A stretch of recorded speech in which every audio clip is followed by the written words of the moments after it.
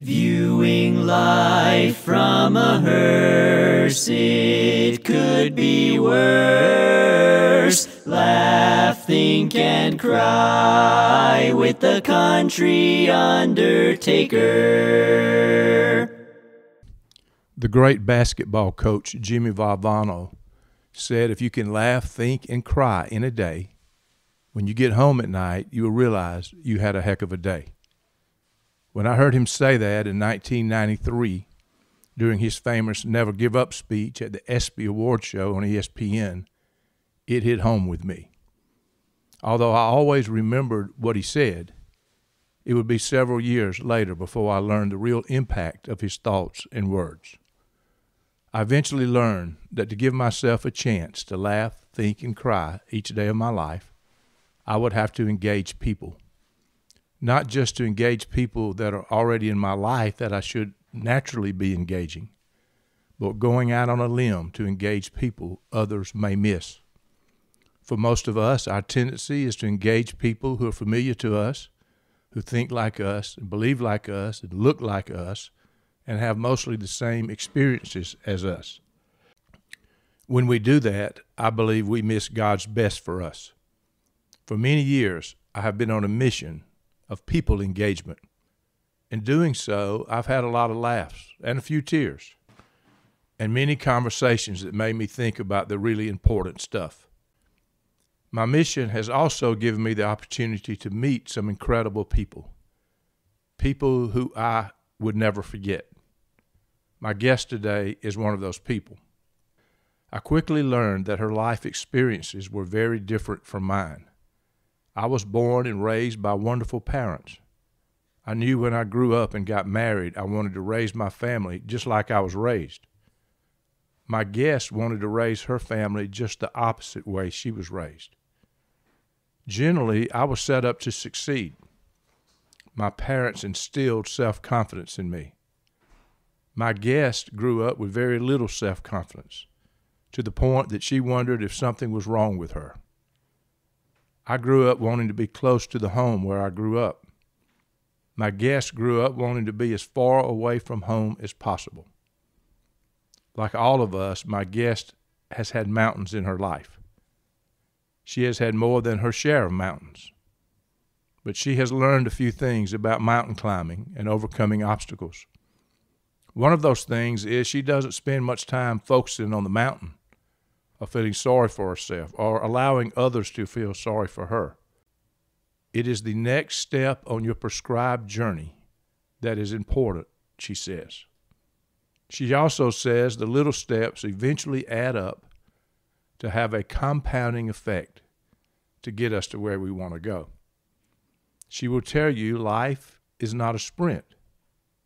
It is a marathon. You're about to meet an incredible human being, and I am honored to introduce her to you.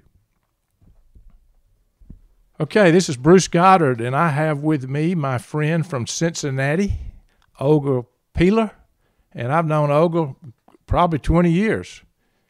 Probably. Yes, so can you hear me okay, Olga? I can. So I'm looking forward to this conversation, and I think all of you who are listening will find that it will be worth your while to listen to this conversation. Olga is an amazing lady. We were colleagues at SCI, and she's doing something else now. We'll talk about that later. But if you're a person facing mountains in your life, this is a lady that's had a few. Although she's not through with mountains, we never are as long as we live, she's been over a few mountains. And if you're a person that sometimes feels like your self-worth is beat up a little bit, she's been through that too. And I want to tell you ahead of time, I know her, and she doesn't like to talk about things that make her feel sorry for herself or make her feel like she's complaining about life. She's thankful for every obstacle she's ever had. She's thankful for every one of them. She knows that is what created her today. So some of it I may have to pull out of you, Olga. I hope you don't mind. I'm going to ask you some questions and get you talking is the main thing I want to do. So how are you doing?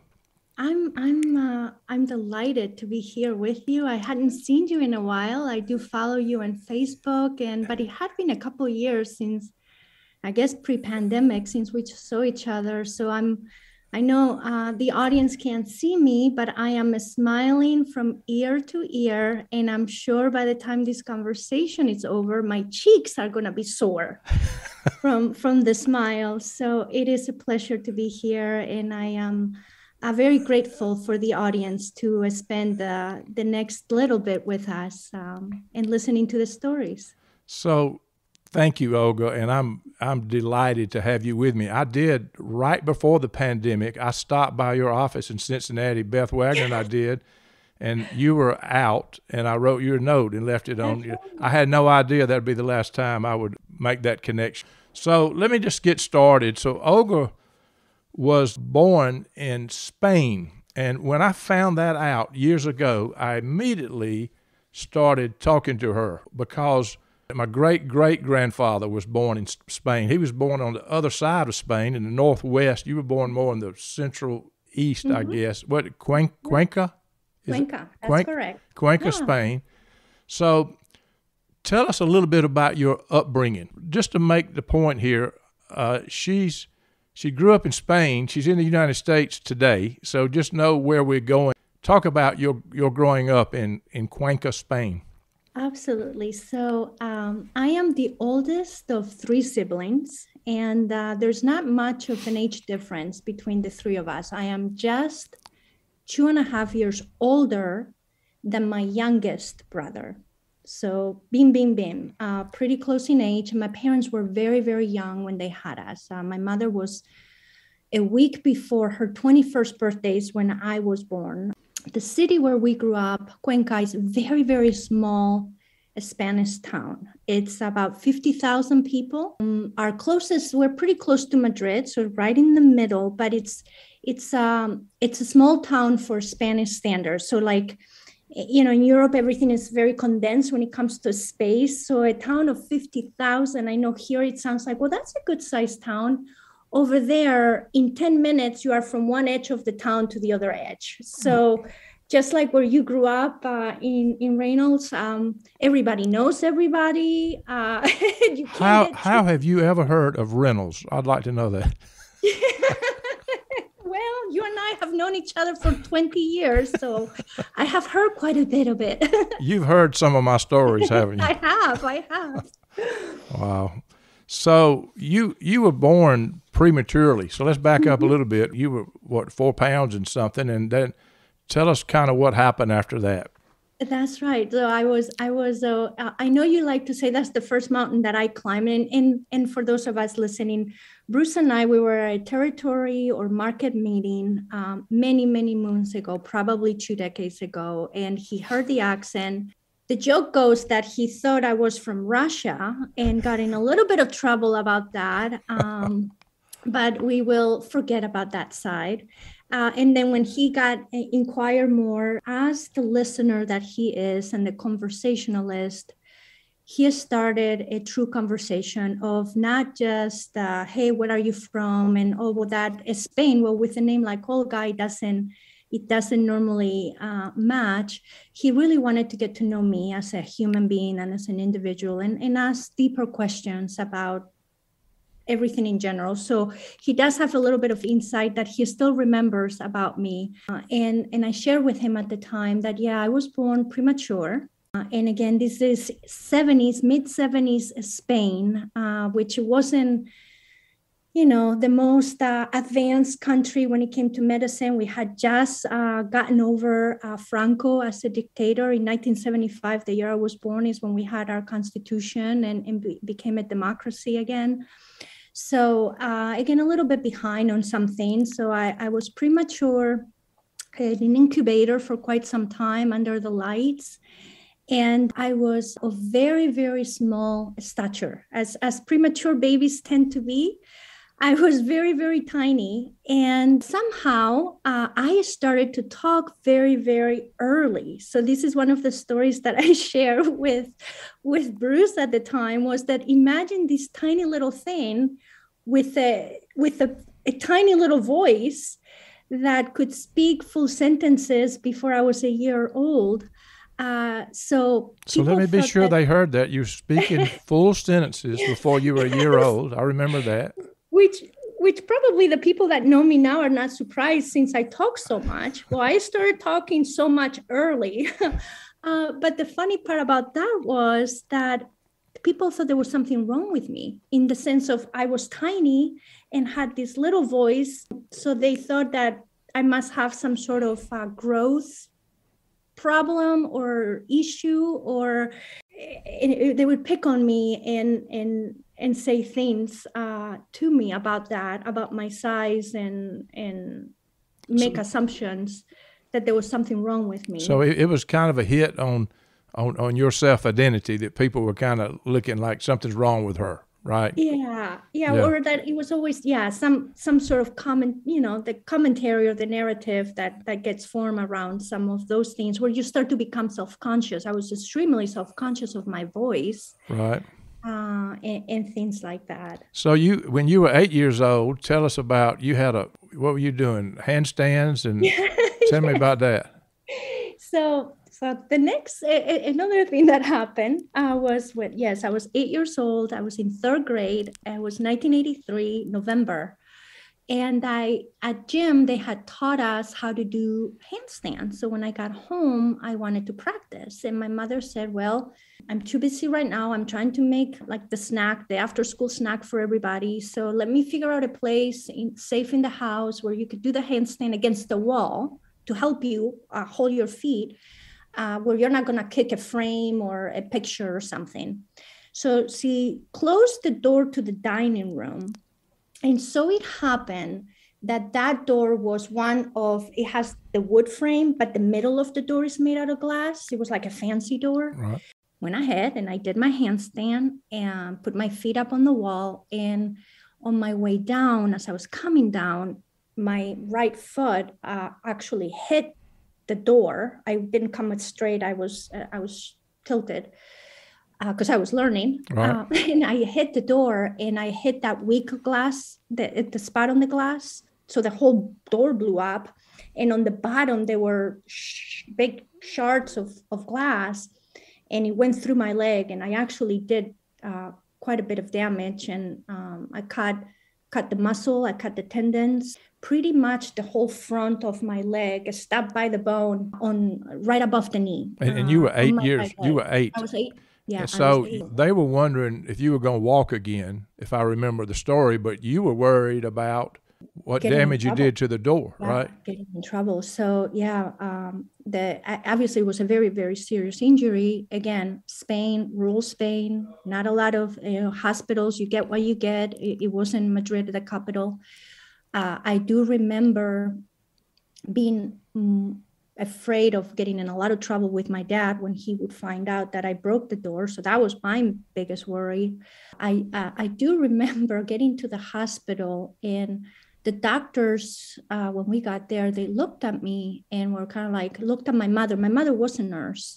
They looked at my mother and they said, well, what are we supposed to do with this? And I remember my mother saying, I don't care what you do. You just don't cut her leg. Don't cut her leg. And that was, and then later my mother telling me that when my grandma came to visit, do not cry. That's the other thing I remember her saying, don't cry when grandma gets here. Don't cry. So but I was in pain.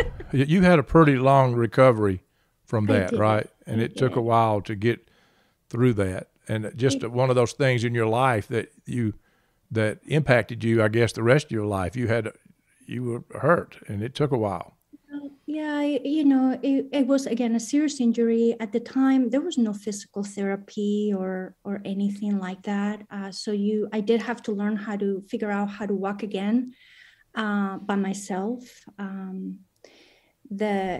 had to learn how to move that leg. And I just remember, you go to sleep and your leg's straight. And every morning after they took the stitches out, I had a cast for a long time from like the toe to my hip. So she managed it so that nobody would bump into my leg. I would put my leg into one of those detergent cardboard thingies. So I had like this tube around my leg. So at night, nothing would bother me or touch it. But I remember waking up, and every day was like the knee was bent a little bit more and a little bit more and a little bit more. And then I guess eventually I figured out how to walk. But again, I never had physical therapy or anything. And, I had a pretty big scar, which still is pretty big. I don't know, for those who have seen me and know me, if I wear a skirt or a dress, you can see it. It's fairly big on my right knee. So for a tiny 8-year-old girl, that was a pretty big scar. So I was being made fun of. At that time, they would call me plastic leg. And now I don't know why it would bother. Like now it's so silly looking back, like, oh, so who cares? But when the other kids on the back, on the playground are like calling you names. Yeah, so you grew up, I mean, the first they were calling you names because you were little. Now they're calling you names because you have a hurt leg. And so it was almost like a bully kind of thing that when you look back on it, but it's something you endured. Then let's move up. At some point, you were going into your senior year in high school, and all of a sudden you had this idea that you were going to move to America. So talk about how in the world that as an exchange student, and how did that come about? So, well, this is part of the story that I did share with you at the time when you and I were talking, and you were very kind to me to protect sort of my privacy, and you wrote a blog post at the time on my story. Mm-hmm. And you saved this piece. This is the part that you never shared, even though you and I spoke about it. It's been a few years now, maybe 10 years or so since that blog post. And, my mother is no longer alive. And so I think there's things that have changed. And I feel more comfortable for others to know this side of my life. Yeah, those things happen. People made fun of me, and it's difficult as a child, but it wasn't horrendous. But I did grow up, and most people that know me, and you and I have a lot of common friends in SCI who know parts of my story, but not a lot of people know this. I did grow up in a fairly abusive household. My father was an alcoholic. He still is. And with the mental illness that can come with that disease. Right. And he was very, very, never physically abusive, but verbally abusive, neglected. And that was hard. And my mother was always sort of my ally. Again, she wasn't she was young, but she was always my ally and protected me. And what I was always told was he just didn't like girls. Which, as a child, you do internalize, and a lot of us who have had childhood trauma, you do internalize some of those circumstances in your life as, well, there has to be something inherently wrong with me. Whether maybe that thing is that I am a girl, and there is something then wrong with being a girl, or whatever that happens to be. And growing in an environment, for those of you who have had experience with alcoholism in your families or addiction, you are walking on eggshells most of the time. Right. And you do learn to kind of camouflage yourself or live accordingly to the expectations so that you're not creating trouble. Right. So you're I tended to be very well behaved, making sure that I molded to whatever was expected. And so other people's opinions become very important because at the time it's just a matter of survival. You don't want to upset the people that you're dependent on. Sure. And what I'm saying, all of this is part of it is, again, remember, at 18 years or 17 years later, I'm going to go as far away as I can. Right. So that's, you're answering the question, why did you come to America? I'm going to get as far away as I can from this, because ever since I was little, I remember saying to myself, this is not going to be me. This is not going to be me. I am not going to live like this, or my family will not look like this. Good for you. And as I mentioned, my mother was my ally. But when I was in fourth grade, at the spring of fourth grade, so I did cut my leg when I was in third grade, the fall of third. By a year and a half later, my mother was sexually assaulted at work. She was a nurse. I mentioned it earlier at the hospital. I remember you telling me the story. Yeah. She was raped by a coworker.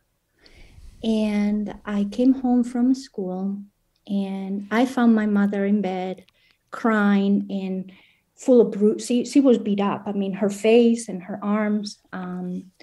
And I was the first person she told, and I must have been about 9.5 years old at the time. I didn't even know what she was truly saying to me. Right. But I knew it was really, really bad. And I knew, again, I was afraid of breaking a door and what my father would say. And now you guys have a little bit of background into that. So I was just really mortified of my father now getting home and what was going to happen here and what's happening. So unbelievable. That day, my mother disappeared. Mentally, physically, emotionally, she checked out as a victim of what had happened to her. I became the head of the household to a degree when it came to taking care of my brothers, my two younger brothers, again, not that much younger than me, but younger. Right. All that. Just taking care of everybody and making sure that things were in order, that we got to school, that nobody at school knew what was happening, because there's also a lot of shame that comes across being the victim of sexual assault. Had your mom actually moved out? She was physically gone? No, physically meaning she never left the room. Okay. She wouldn't leave that Okay, I got you. So physically, she wasn't present for us. Mentally or emotionally, and we did move towns. So as soon as we got out of that did happen, I would have to say we were there for a couple months, and then we moved and left and went back to where I was actually born, and moved with my grandparents. How did your dad react when he came home? I don't remember. I don't remember a lot about that. I really don't. I was afraid of what he could do or would do to the person, but nothing happened. Right. We did move away. I had lost also not just my mother, but the person that would protect me and get in the middle when things got ugly. So, to answer your question, as soon as I had the chance to get away, you took it. I did. Yeah. So how did you find out about exchange student program? How did you even? Yeah, I was a junior in high school, and one of my good friends, Victor Huerta, his cousins had gone to the States through a program called AFS the year prior. And he was going to apply to do it. So I was like, I think I'm going to apply with you. At the time, I wanted to come to Canada because it sounded more exotic. Everybody in Spain goes to the US. Well, I'm going to be different. I'm going to go to Canada. And then I was told that they didn't transfer the credits. So all the time I was like, well, maybe I'm not going to be that exotic. I'm going to be more practical because I don't want to do the year over. Okay, so let me stop you just a minute just to let everybody know that I've got Olga Piehler on the line, and she is telling an amazing story. Just so you know where we're going, she's a very successful business person in the United States, married, 3 children, lives in Cincinnati. You're hearing a crazy, unbelievable story of how she got to where she is. So pick it up, Olga. Go ahead. So you figured you're going to the United States, and all of a sudden you show up in Wisconsin, and you could not speak English. Am I right? I could you didn't know a word of English. A word. I could. I mean, I had taken it in school. I started. I took Spanish in school, but I can't exactly. Speak. So imagine that level. How nervous were you when you got to this house? Were they nice? Were you immediately at ease, or how long did it take you to say, "Wow, I'm here"? I was clueless. It was the Barcelona Olympics. So it was because it was a week after my 17th birthday. So it was late July of 92 and the Olympics were in August. So everybody was asking me about that. That's all I remember. And I would just smile and nod. And the family was okay. I ended up switching halfway through that year to live with another family. And I am extremely close to that family to this day, Wow. even though it's been 30 years. I was going to ask you that. I figured you were. Yeah. How could they not be close to you? Yeah. When my mother died, the day my mother died, I was here and in the States. And my dad, number two, is what he calls himself. He has a little Cessna plane, and him and my American sister, they flew right away and were with me like that afternoon after the day. So you mean flew to Cincinnati? Yeah, to be with from you. Milwaukee. Yeah, wow. from Milwaukee. Unbelievable. So that's what. So were you in Milwaukee to begin with? Did you stay in Milwaukee, or did you move to another place? So I was close to Milwaukee. It's called Heartland, Wisconsin. It's about 25 minutes from Milwaukee. Yeah. So you went to high school. So you were a senior at high school. Mm-hmm. You went with no English. Mm-hmm. And I just happen to know you got a full scholarship to college after you got there. But how was that? How in the world do you learn when you can't understand the language? You had to work 3 times harder than everybody else, I would think. It was hard. I remember having headaches a lot at the first couple months. And I think it's because you're thinking the whole time, like you're translating constantly. Can't imagine. But little by little, it starts to make more sense. So at the beginning, it's just blah, blah, blah, blah, blah. Right. And then little by little, you start to break down and you start to understand the words, but you understand, but you can't speak it yet as fast as you can understand it. So it's a little bit of a process. So people, just because you can't speak as well, they think you can't understand, but you are understanding what they're saying. Right. So it's just a bit of a process. And I do remember my calculus teacher that, week 2 or something like that, we had like a pop quiz on a Friday. And I failed horribly. So he's now trying to explain to me how I should be moving to pre-calc. And I'm trying to explain to him. So he's, like here we are with broken English and like he's right. trying to tell me pre-calc. And I'm saying, no. It's not the math. It was the English. Like, it's not the math. It's just I need more time so I can understand what you're asking me. Right. And it was like a ping pong match. And I was like, no, I'm not moving to pre. And I didn't move. And I aced the class at the end. But it was funny. I'm not surprised. And so you went to, if I remember right, and you correct me, you went to college on a full scholarship, and they offered you the scholarship. You never didn't have to take an entrance exam. They just said, we want you. Isn't that right? Yeah, so that's I don't forget anything, I know. Watch out, world.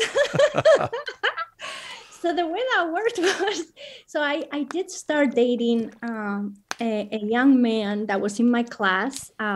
His name was Olga Piehler. Just in case some part of that name sounds familiar to the audience. So I started dating him. And again, I was just here for a year.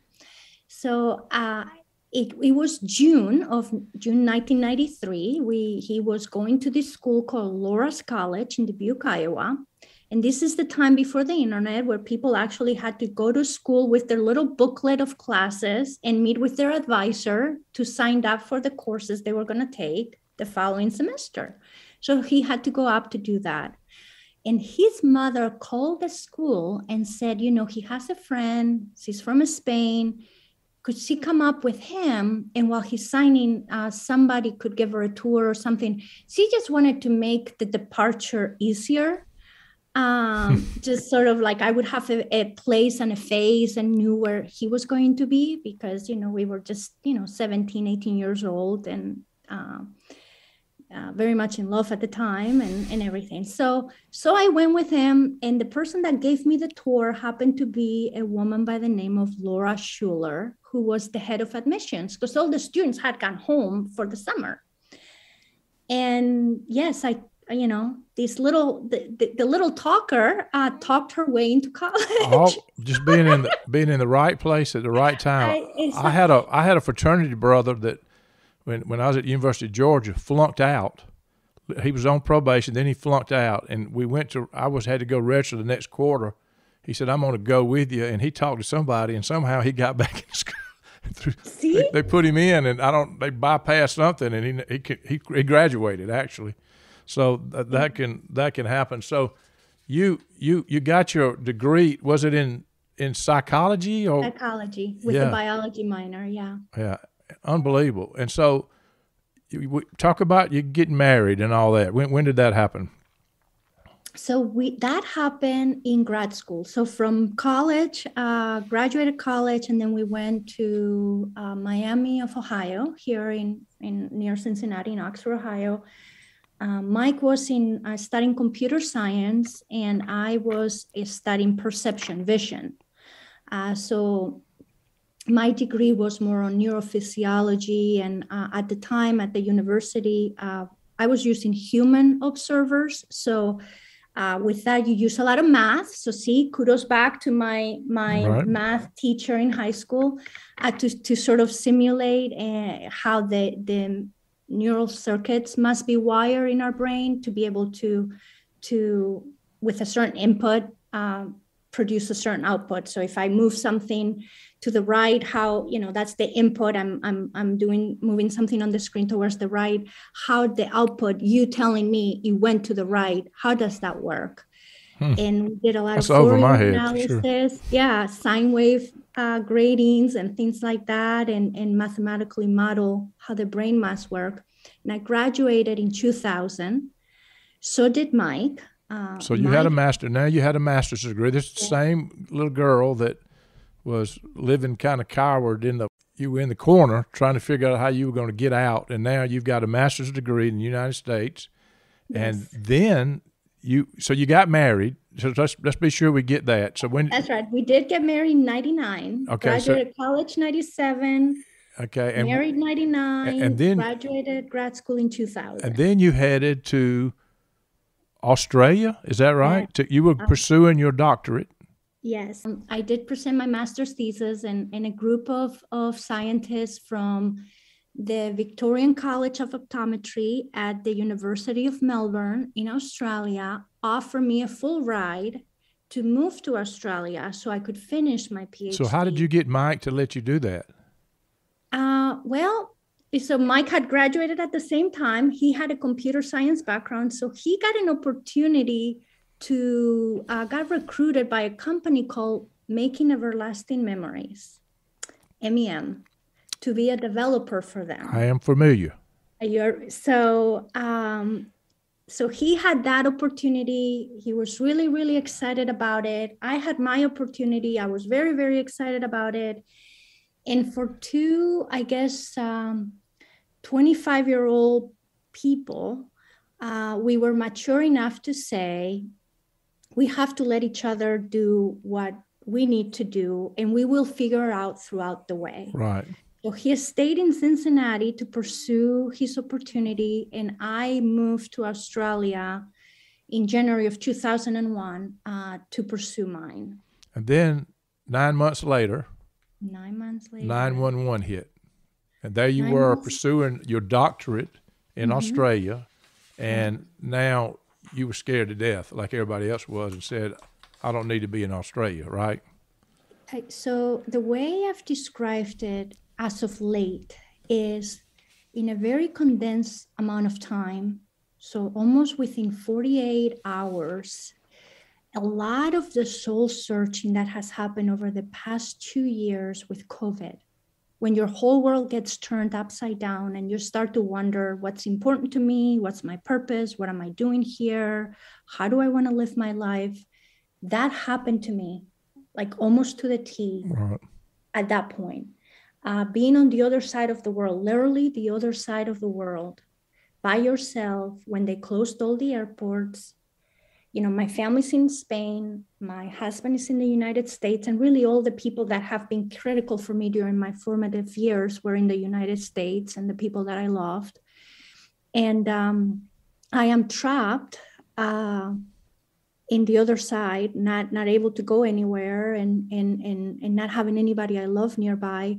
It made me reestablish what am I doing, and what does my future look like, and what do I want to do. And I made the decision to just come back to the States, and that I didn't want to be there anymore. So I got myself a one-way ticket, put the apartment back, had to sell everything, got myself a one-way ticket, and I came back the Wednesday before Thanksgiving. How old were you then? 26. 26 years old. 26 years So old. so you came back. So it wasn't long after that when I met you in Cincinnati. Right. We came with a group of us, came to the MIM headquarters. Yeah. You came back and you couldn't find a job. I mean, you about to get your doctorate. You were a psychologist, or was it psychology, right? And plus all the stuff you were studying.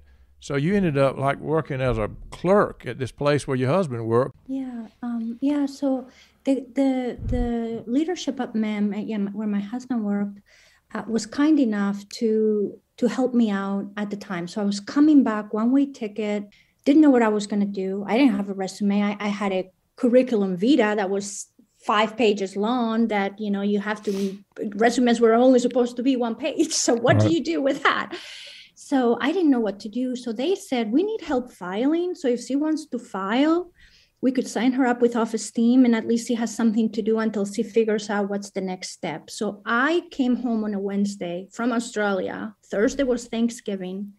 And I showed up at work on Monday because I knew enough about myself that my whole identity was wrapped up on my academic success.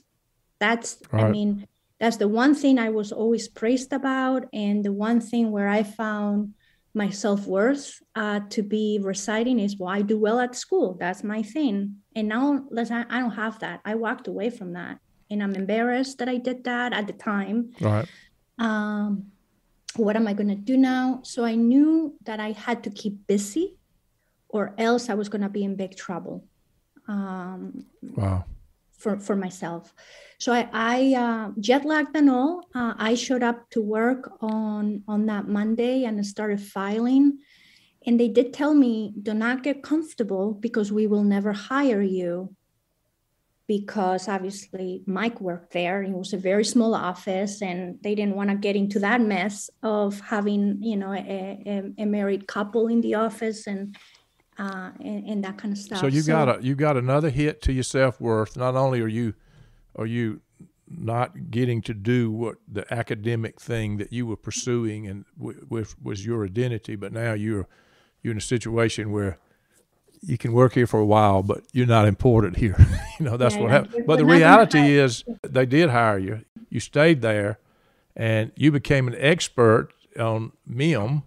I mean, I had you myself. You've been all over the country having meetings and leading meetings, that part of the meeting with me, from New York City to wherever, right? And you would come to the meetings and present, and you were the expert. So the file clerk didn't last long, right? And you even moved up in that organization. But my sense was it was still frustrating to you. I think when we had that long conversation, I could sense that you've got so much.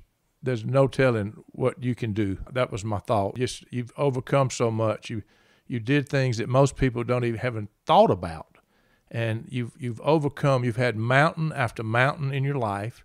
Somehow you found your way over it. You get back in the valley. You got another mountain, and you've been a mountain climber your entire life. And there are people out there that have got a mountain in front of them that think that there's no way I can climb this mountain. And you're living proof a person can do most anything. You're doing something new now. Tell me a little bit about what you're doing. You're making with a company that's making diamonds, right? From ashes from a cremation.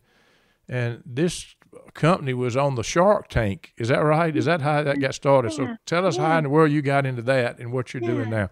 So I did end up spending a 2-decade career with MIM. So yes, I went from filing to pretty much running. I retire, as I like to say, I retire from there being their director of business and program development. So really anything that was outward facing that had to do with change management, training, implementation, and support of the software. The company does produce software as a service to help with the personalization of services. So it's very much B2B to C. And the way I met you was as I was training your team members or helping the leadership with new approaches or new implementations and things like that. So I did that for 2 decades. And then I got a point where I was ready. I was ready to do something else, to continue to learn. And it's now, next week will be 1 year since I did make, it was a hard decision. It is hard to leave a place where you feel very safe. And you know everybody, and everybody knew you. That's right. You have a lot of credit in the bank, and it's known. And yet, at the same time, you're drowning because you know that your light is not being completely seen and that there is more for you to do. And it's a very, very, very hard decision. And you also think, what else could I do? Who else is going to want me? This is all I've ever done. So it took me 2 years. It took me a full 2 years to leave. So for those of you who may find yourselves a little bit stuck, because what you have around you is, it's great, it's good enough, it's safe, yet you have outgrown it.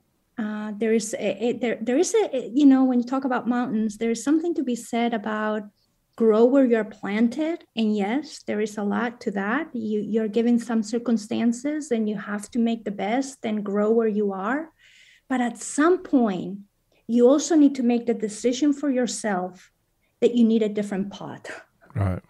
Wow. And the pot that you're in is just no longer going to serve you anymore. And it's hard. It's very scary.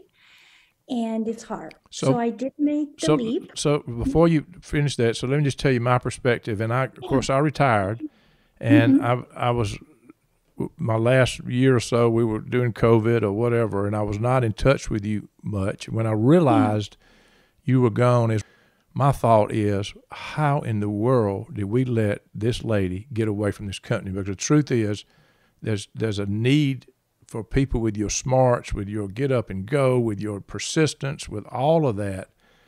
It just kills me to think that we let you go. I mean, that's the crazy part. And your ceiling was maybe corporate. You know, you have to move to Houston or do something like that. I'm thinking you could be running a bunch of places and be a leader of many. And I know you have the capability of doing that. Just I want to tell you that because I believe that. How busy was I? What could I have done to say, Olga, we got to get you to do something. Come run a territory. Come do something, because your leadership skills, you're presenting. You think about and we didn't say this, but I'll just mention it. When you went to college, your freshman year, I guess you'd learned a little bit of English by then, but you won 3rd place in an oratory contest at college, and so I've seen you present many times, and you're not just a little bit good, you're excellent. I mean, you just talk on your feet, you're clear-minded, you're amazing as a presenter. And to think that not too many, well, it's 30 years ago now, but when you came here, you didn't even know English. It's just amazing story to me. It's just amazing story. So go back. So now you're making diamonds, and just tell a little bit. Why don't you give a little PR for your public service announcement? I have the privilege of being part of a company called Eternova. And yes, as you mentioned, we do grow diamonds, but really what we get to do every day is we get to celebrate remarkable lives and creating something very, very, very special for those who are left behind in order to remember what made their special someone so special and such a bright light in their lives. So we do grow memorial diamonds. These are legitimate diamonds. They just happen to be made above the mantle of the earth versus below the mantle of the earth, like mined diamonds are. Right. Diamonds are made from pure carbon that gets serendipitously put under tremendous heat in the right amount of pressure, huge pressure under the mantle of the earth. So you just to be sure that everybody understands, you're making these out of ashes, right? That's right. So out of cremains. Yes. So what we do to replicate that is we do that on above the earth, but the carbon where it's coming from, that piece of carbon that you need is going to be personal carbon that we are going to extract either from ashes, cremated remains, and there the carbon is present on the bone fragments that are left after the flamed cremation process, so the carbonites that are found on the bone fragments, and hair. So for burial families, this is also then an option. So we start then with that personal carbon, and then we reproduce the environment that happens under the mantle of the earth so that we do grow a rough diamond. And then we actually cut it to the specifications of the client, as well as we can provide different colors, and then we do settings and etc. So it's a very special journey. It takes, 10 months to a year, depending on the type of diamond that we're growing. And then at the very, very end, the beautiful part is their loved one gets to come home. And we literally call this a homecoming.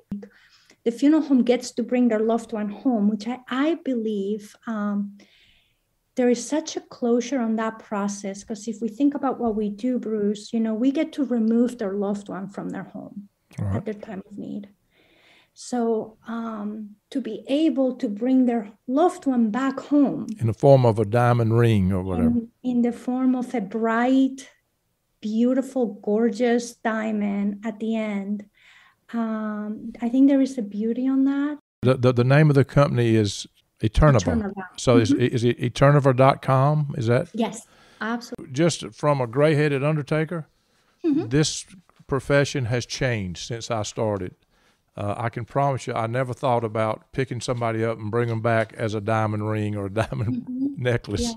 Yeah. Olga, you're amazing. I wish you. I'm looking at Olga on the screen, and she's grinning from ear to ear. She's got more personality than you can shake a stick at. She's brilliant, just a wonderful person, and you have honored me by coming on here. But before we get off, you've got people listening to you out here.